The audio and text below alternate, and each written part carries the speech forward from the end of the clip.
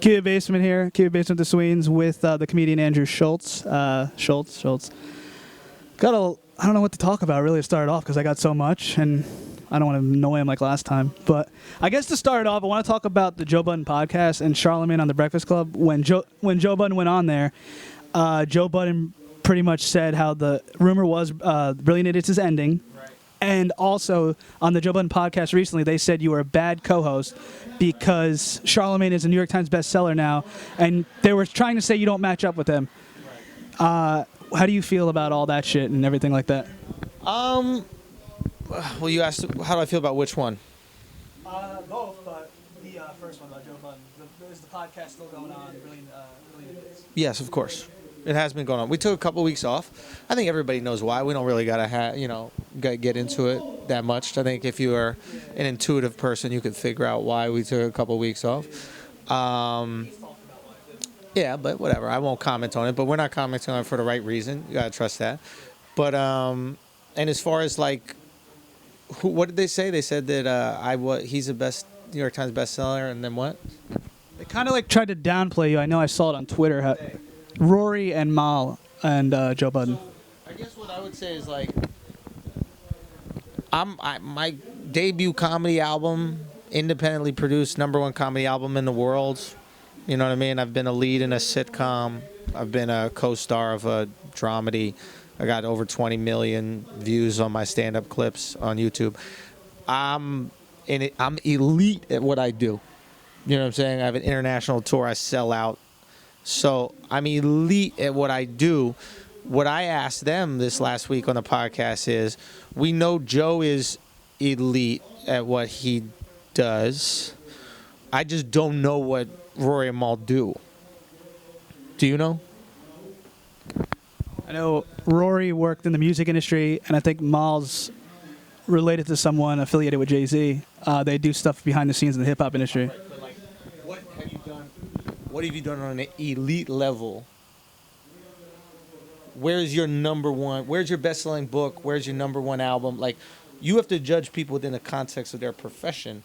What's your profession? Right? Well, they do podcasts. If your profession is talking about hip-hop on a podcast, you're not even the best at that on your podcast. Right? Like, I'm the best comedian on my podcast. Charlamagne is the best writer on our podcast, or the best radio host on our podcast. So you got to have something unique to you that you could be elite at, right? What is your skill set in the world before you judge other people's skill set? At least for me. Now, look, I talk about hip-hop all the time on a podcast. I don't know shit about hip-hop. I don't even give a fuck about it. I've never claimed to, like, care that much. I've never claimed to be, like, authority on hip-hop, that kind of stuff. It's fine. It's just a fun thing to talk about. Like, I talk about sports or these types of things. You know what I mean? I never played fucking professional basketball. Talk a lot of shit about it. Is what it is. You just got to have something that you do that is your gift to the world, or whatever your... I mean, just in order to be, like, taken seriously. I don't expect people to take my, hot takes on hip-hop seriously. Well, sometimes it's good having a comedian's perspective, like the Nicki Minaj album, what you're talking about, like DJ Khaled, not eating pussy, stuff like that, what you talk about in your podcast. But what's crazy, secondary question to this is, Charlamagne pretty much said that he doesn't fuck with white people talking about hip-hop. Like, it's kind of weird being a white individual if you know hip-hop, because, like... Like, people get so sensitive about this, man. Especially white folks get so sensitive. It's a tough time for white people right now. Is it? Well, hip-hop, Eminem, MJ, Machine Gun Kelly. I mean, it's a great time. They're getting shine, right? Like, this is the time to be white in hip-hop, right? But getting into a career in hip-hop as a white person seems to be tough. It's always been tough. There's been one successful one.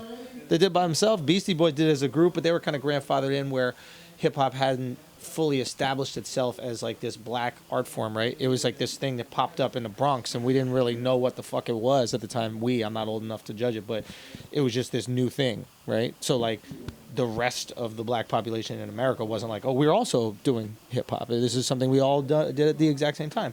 So they were kind of grandfathered into that. Like, they're part of that original culture. But, yeah, right now it's always tough. It's just what it is. Listen, shit isn't going to be easy. It's not supposed to be easy. Why has it got to be easy? I don't know. My feeling is they have a wildly successful podcast. Wildly successful. You know, people love listening to it. Numbers do not lie. So they got to be doing something great over there. And they talk about hip hop. That's what they talk about. They talk about like little rap beefs and that kind of shit like that. That is their thing. That is what they do. You know?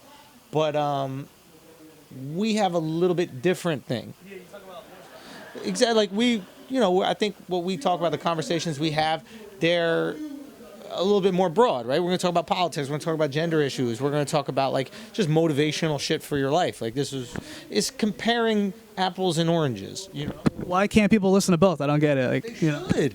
I would never see. You'll never catch me saying to anybody, "Don't listen to their podcast." I hope you do. Listen, get that. Like I get different things for different sources of my life. I follow a lot of different Instagram accounts. Follow House of Highlights when I want to see somebody's ankles get broken or a cool pass or a cool catch in football. Like, and then I also follow Gary Vee for some inspiration for my grind. Like, do that. Clearly, they got a great product. All I'm saying is, if you're going to criticize Charlemagne or myself, like, you have to have something that you do at an elite level. Joe, if he'd like to make a criticism, that's fine, though he's not doing his passion anymore. His passion has changed, right? Like, he's not rapping anymore, right? Because it didn't work out, which is fair. He's become an elite. I say he's the Tony Romo of, you know, podcasts.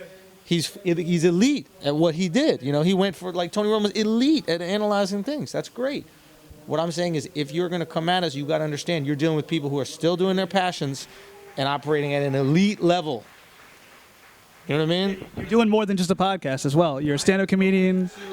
Sunday I leave for London to perform in 2 theater shows that are sold out. Do you know what I'm saying? This is what I do internationally, right? I'm just saying, like, I don't fucking play. So when it comes to what I do, you got to know what I do, you know? And that's all it is. And you cannot fuck with Charlemagne on what he does. He's the best at what he does. The best at radio.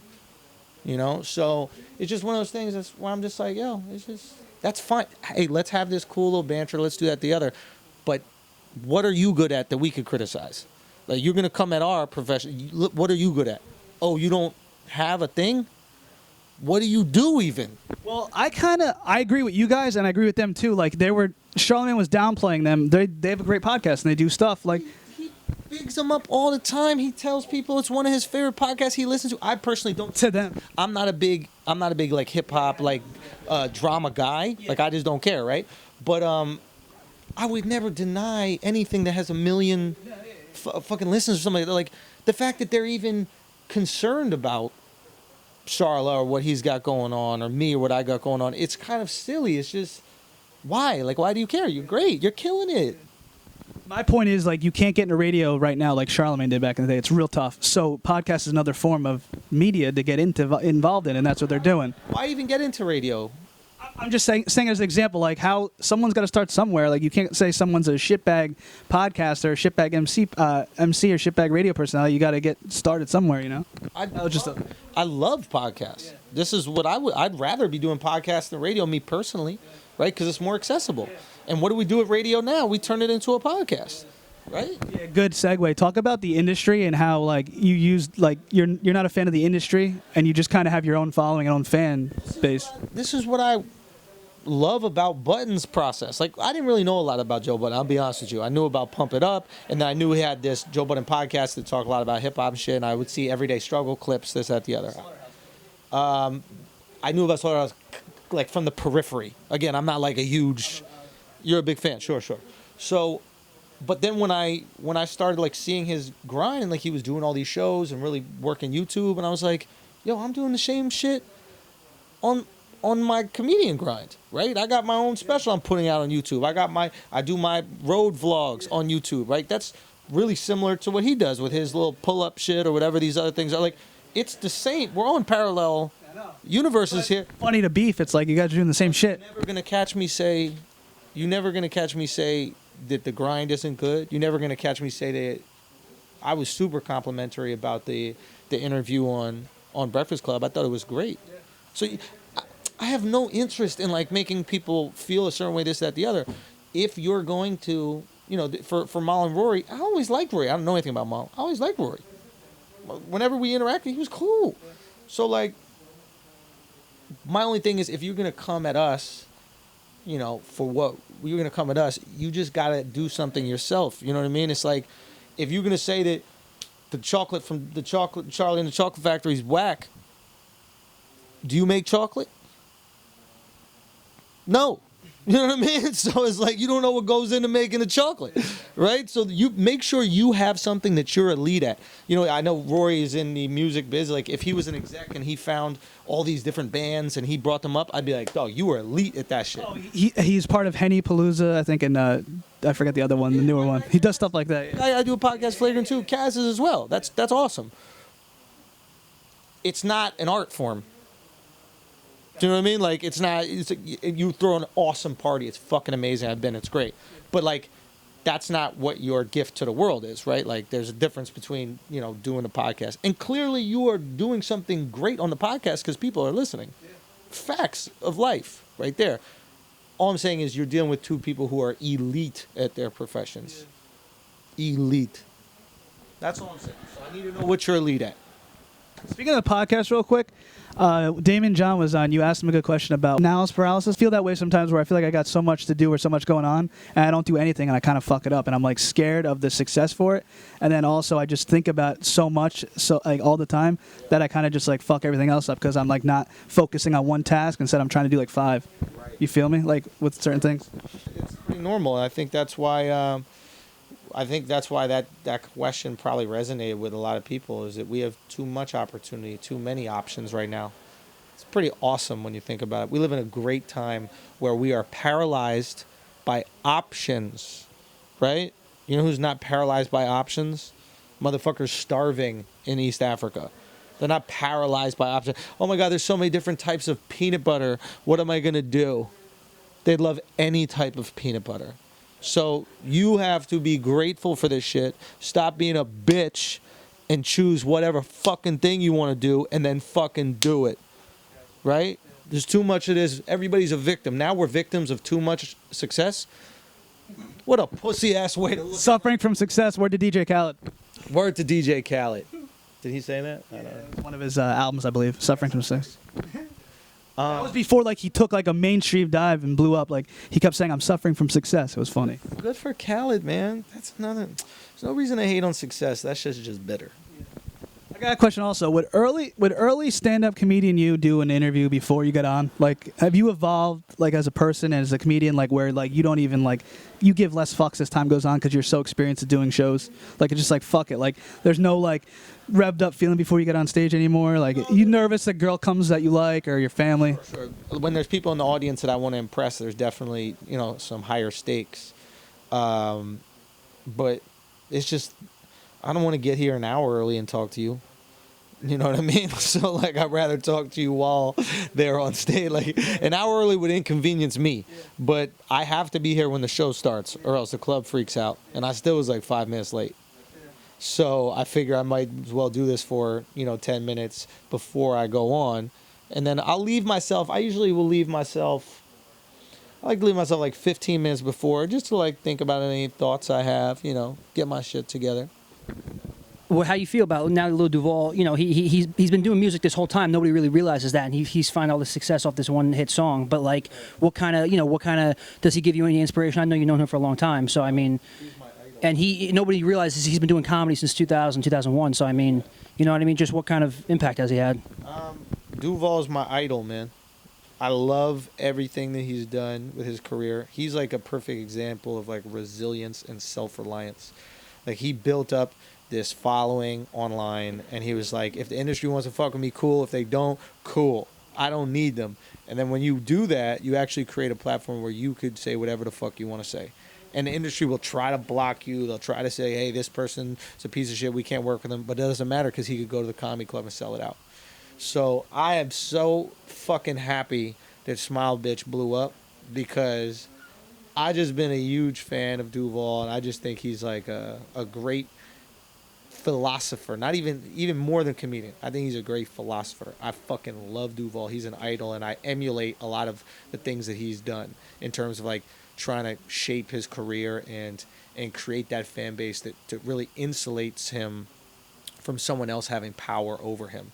There's a lot of comics, they're just waiting for their next TV show or waiting for their next deal or waiting for their next whatever. It's like, you don't have to wait for that if you can monetize the fans that you have. And I think he's always operating in the future. Whatever Duval's doing now, people will be doing in 5 years. So I try to operate in that way as well. Yeah, that's why I wanted to align it with you and your career. I mean, you got rejected from the network because you said fuck it. You put out the album's #1. You're doing 52 weeks of stand up. You're putting everything on YouTube. You're getting millions of hits. So you're right in line with them doing the same thing. You realize, why the fuck would I wait for the industry? I do it myself. And then they'll come around. You get the shows. You've done a lot. Sneaky Pete and there's Johnny and you get those opportunities once they realize you're fucking selling out clubs and doing all that kind of shit. I've been asked to do comedy specials since. We said no. But like, that's awesome, right? Like, nobody knows that, but like, they've asked me to do comedy specials, and but it wasn't the right deal. So we were like, we don't need to do that right now. Back in the day, would I have agreed? Probably 100%, absolutely. So that's the type of situation you put yourself in when you want to be reliant only on yourself. And I shouldn't say only yourself, but yourself and your tribe, your people, the people who really fuck with you. And to be honest, the industry is really paying for it, because what they did for years is, even comedy clubs, they were like, go out and have a following. Bring your fans. So then comics, we went out and got a following, and then we said, oh, we don't need you anymore. Now you're going to have to really pay us. And they were like, well, what do you mean we don't really pay you? This is how the business works. No, I could go to a performance venue down the block. I could go to a bar that's got a room in the back. I could go to a theater. I could do all these different things. So in a way, I'm grateful. There was a tough little adjustment period, but hold on a second. No, we're good. So I just want to make sure Chris was on. So yeah, so that's really what it comes down to, man. It's like we're in a good position. That's dope, man. Yeah, when you can say no to fucking specials after you do it your way. Co-aligning a little bit more with comedy specifically now, I know you just did a couple theaters in Seattle. You sold out London. Everything I'm doing in comedy now will be commonplace for comedians to do within 3 years. Putting the clips up regularly on Instagram, putting all the clips up on YouTube instead of saving it for a special that nobody's gonna fucking see, breaking it out and giving it to the people for free, and then monetizing it from doing live shows after.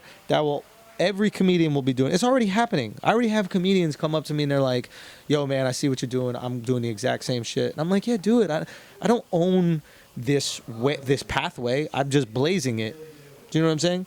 And I think that was maybe one of the reasons why, like, it's one of the things, like, the first person over the hill,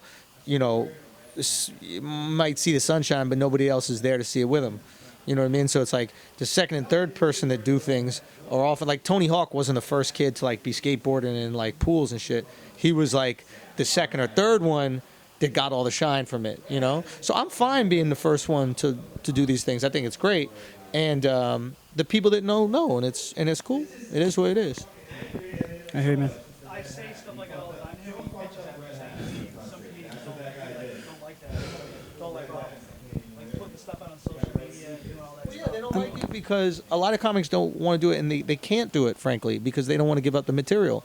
You have to go tour, right? So you need an hour of material to tour. Not a lot of comics like to have an hour that they could give away and an hour to tour with. That's a lot of work that you have to do. I had to do it. I was forced to do it because when I come back to a market, I want to have different jokes. Are you busting out new stuff now that the album's out? My whole tour is new. The whole tour is new. So the only reason I could drop the album and give it like that and drop all the YouTube clips is because I had a new one already.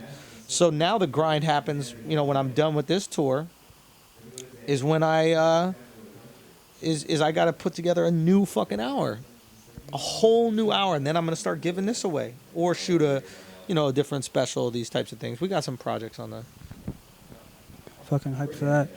Now, I know you just did a couple theaters in Seattle. You got London sold out. You're doing theaters, whatever.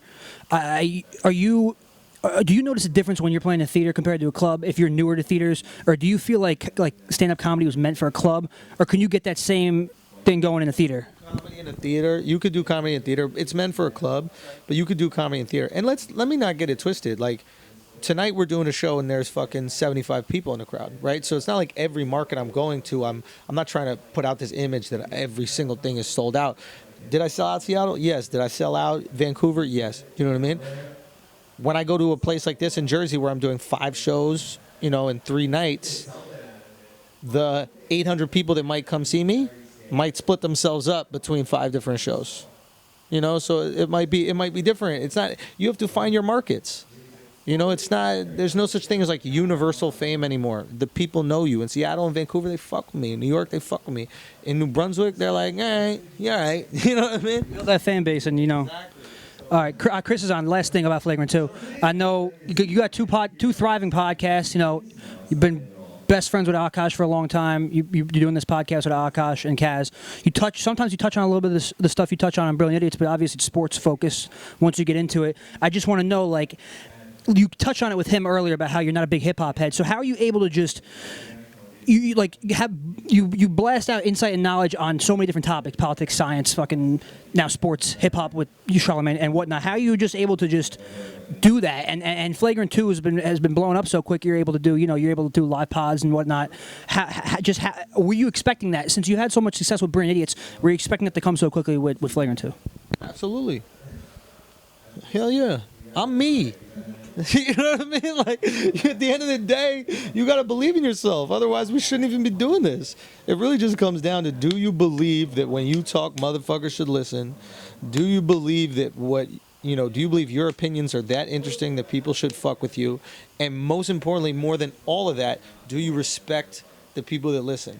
Like, I'm trying to give great content because I respect you. I'm not putting out foo-foo bullshit because I respect, like, if you look at my clips, I could take little clips of me doing like one quick stand-up, interaction from a show with an audience member. I could do that. But no, I put out pieces that took me months and years to make. Do you know what I'm saying? Because I respect the motherfuckers that not only listen to me, but also share my shit and tell their friends come out to the shows. I respect you by giving you quality content. That's all you can do as a creator. If you appreciate your fans, you don't got to give them free shit. You got to give them great shit. They will pay for greatness. Gladly. See what I'm saying? You will pay for it. You talked to me outside of Bodega once for a half hour when I used to work at Sam New York, like a few years back. No shit. Nah. I got a beard now.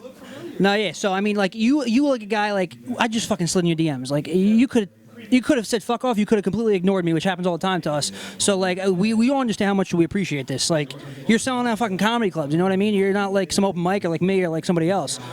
You know, the countries that, treat their women as shitties have the worst food. So, you know what I mean? But how dope was Burning Man? Dude, thanks, man. I really appreciate this, man. I need to get out there. All right, bro. Of course.